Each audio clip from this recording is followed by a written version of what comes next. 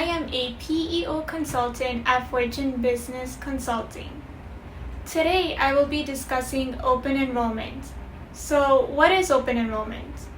Open enrollment is a term used to define the yearly time period when one can buy a health insurance plan or change his or her existing one of the following calendar year.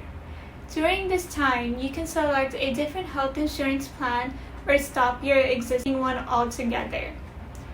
If you are an employee, you may want to consider switching your insurance plan if your needs have changed and if you are no longer content with your insurance plan.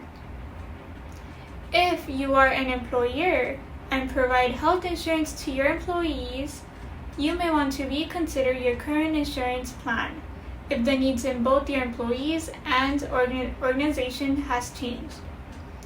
The government may ask you to provide notices such as the Wellness Program Disclosure, Premium Assistance under Medicaid or Children's Health Insurance Program Notice, or the Grandfathered Plan Notice to your employees during the open enrollment period.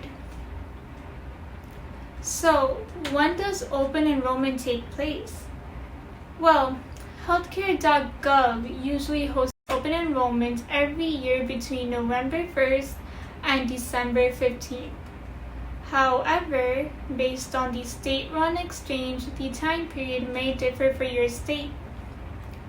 Also, if you decide to choose a group health plan offered by your employer, the open enrollment date may be at the fiscal year end instead of the conventional calendar year end. But what happens if you are an employee and miss the open enrollment deadline? Well, most carriers permit a 30-day window to employees after open enrollment to update their selection if they miss the deadline. However, if you miss the grace period as well, you will have to wait for a special enrollment period to opt for the health insurance plan. A special enrollment period generally follows a qualifying life event or QLE, which can be categorized into 4 sections: residential updates, household updates, loss of health insurance, or acquiring health insurance. If you meet any of the above criteria, you will receive a 30-day window post your QLE to opt for a health insurance plan. In addition, the plan can allow up to 2 months to implement these changes.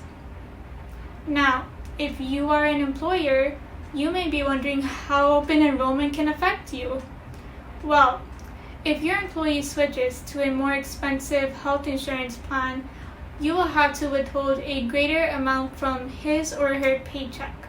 So, open enrollment directly impacts the payroll.